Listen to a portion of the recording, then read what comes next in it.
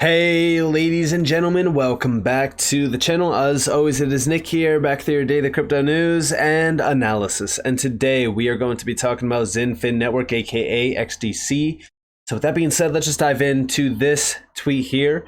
Would you see XDC Network is relentless in pushing technology and integration boundaries? The idea of a private state acting as a sub-network to a project's public state is captivating.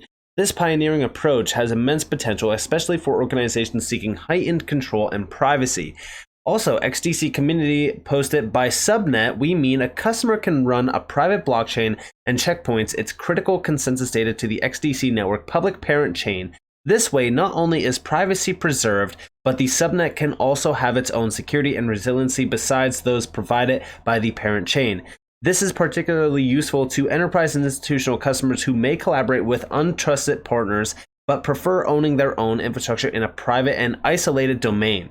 And we do see down here, big news. Brace yourself for the launch of XDC Network's groundbreaking new subnet. Stay tuned for exciting updates and witness the future of blockchain unfold before your eyes coming soon. And I really do think that this is right on par with the idea of network of networks. I don't know if you guys remember, but I made a video recently going all the way back to around May 29th.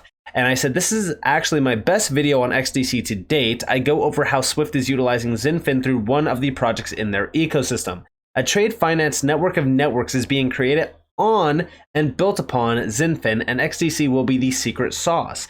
In this video, I talked to you guys about XinFin. A network of networks does not see competition, does not see competition, only interoperability. And check this out. Here's XinFin. This is why it's very exciting. So XinFin aims to be a network of networks by connecting several DLT and non-DLT trade finance initiatives such as Voltron and Swift MT798. This is also a big one to watch for, and I'll talk to you guys about why. I have it over here. This is actually from Swift, Society for Worldwide Interbank Financial Telecommunication, aka Swift. If you actually look into this, it's very large. I'll talk to you guys about that here in a second.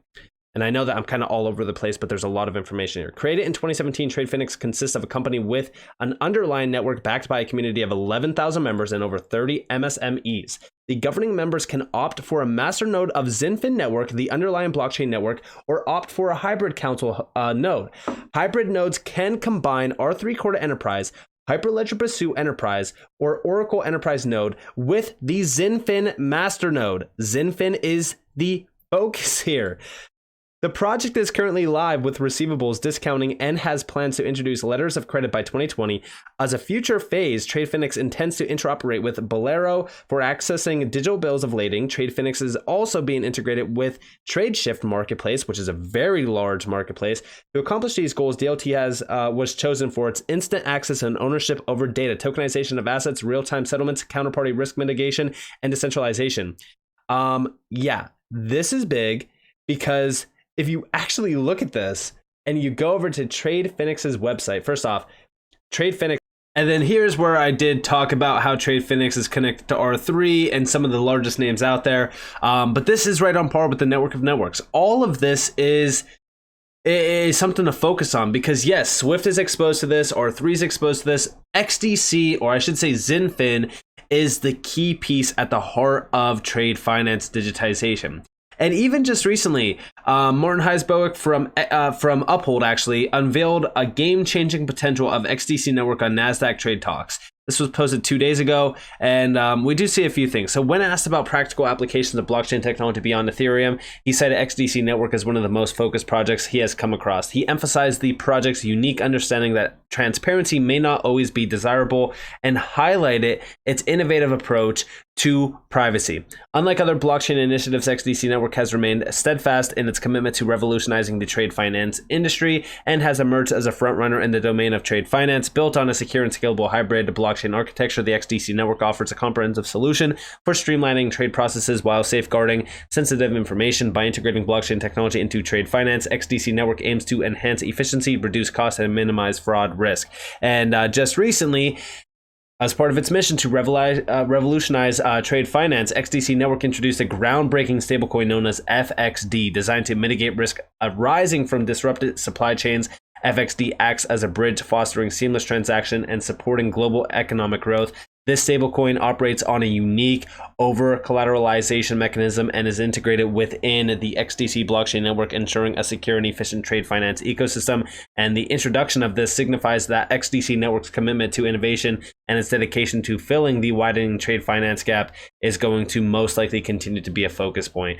By leveraging blockchain technology and the benefits of a stablecoin, XDC network aims to overcome the challenges faced by traditional trade finance systems and provide a solid foundation for the future of global trade. And this also goes on to mention that almost anyone can collaborate with this.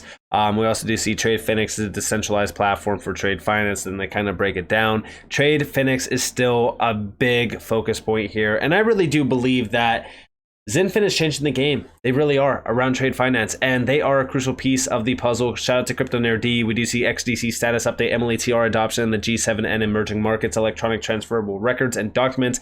Pay attention to ICC, by the way. Big player around trade finance, but listen closely to this. Implemented and enacted MLATR or equivalent in their markets, such as, say, Bahrain. Can you see any significant use of electronic transferable records and documents? Now, of course, we are looking for applications. And we say, well, this is all good and well. We have the model law. We have the political support. We passed the law. Then what? Yeah. And then we got to take advantage of it. And I know that in Bahrain, there was an effort to use electronic checks. Now, this is interesting because, for instance, in continental Europe, some countries like Germany, there's no check at all. So this is teaching us that each country has its own needs. And what was done there is that the solution was developed at the level at the national level by a commercial company that is actually a consortium of all the banks. So all the banks, all the retail banks, in this case commercial banks, that wanted to take advantage of this, could participate in this effort and could offer to their clients this application.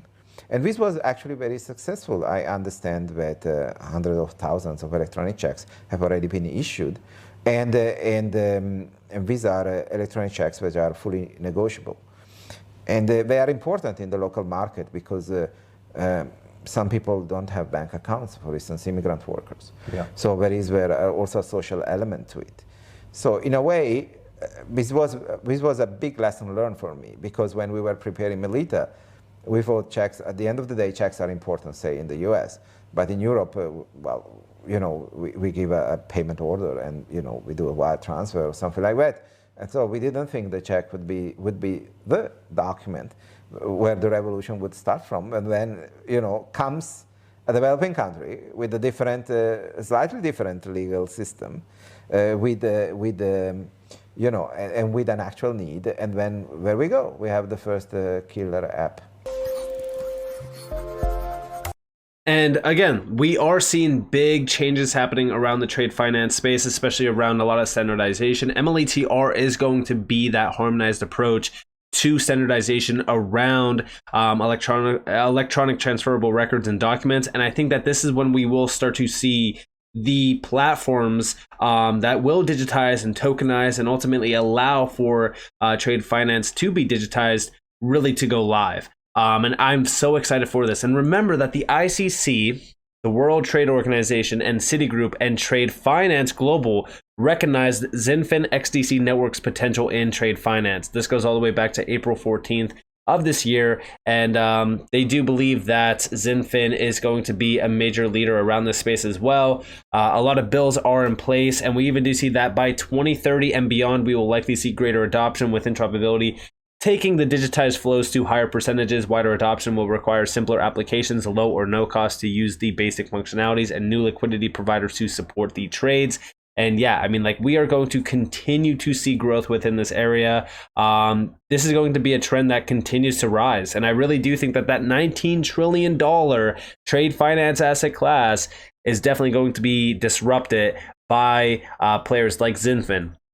And again, remember that when we looked at the ITFA, they chose XinFin to fill that gap around the $19 trillion trade finance asset class. And I'm so excited to see what happens. I really do think that XinFin is a key player. And also just recently, we seen something get posted by Trade Finance Global, and this is ISO 20022 revolutionizing trade payments with instant settlement via API and digital assets. Now, when I read this, I thought about one thing. Impl. That's right. Built on the XDC network. Check this out. So look at the wording here. Here we have ISO 20022 messaging API with instant settlement. ISO 20022 revolutionizing trade payments with instant settlement via API and digital assets. I mean, it's literally almost exact here. And remember that this is an R3 Corda and XDC network bridge. Now, within this overall article, we do see a few things. So, one, when we scroll down, we see that by November 2025, which is the deadline, we will see ISO 20022 go fully live around many networks, including Swift. With this, I do believe that a new era will rise around digitization, tokenization, you name it. This is the time frame, in my opinion, to watch for. And I really do think that as we look at what's happening here, it is all centered out on a few players. And we actually do see down here that they mention Impl. Impl distinguishes itself as a blockchain-based organization dedicated to expanding the possibilities of ISO 20022 beyond its conventional messaging capabilities through the strategic implementation of application programming interfaces, APIs, and digital assets. Impl offers features such as real-time settlement and continuous accessibility throughout the year. And again, mind you, that we are going to see a massive amount of adoption around the space. There is no doubt in my mind, because what we have here is something special, especially around the trade finance scene. Remember, this is the Trade Finance Global website. When you look at who the Trade Finance Global is, look at their strategic partners, the BAFT, ICC, ITFA.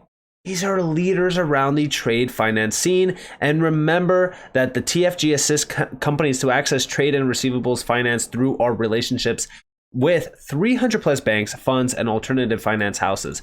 And again, I am so excited because I do think that when you look at what's happening here, the future is going to be built upon these, or I shouldn't even say built upon. The future is these assets like XinFin or Ripple with XRP, or even, XLM, HBAR, Casper, QNT, you name it. And I really do think that trade finance is probably going to be one of the first industries out there that does get disrupted by this technology. I even said it as well in past videos. With that being said, I hope that you guys enjoyed this video. If you guys did, definitely leave a like, subscribe, turn notifications on if you guys have more free content. You guys are more than welcome to follow me on Twitter and join the free Discord down in the description below. As always, you all have a beautiful day or beautiful night. Wherever you guys are on this world, this has been Nick. Peace out, guys.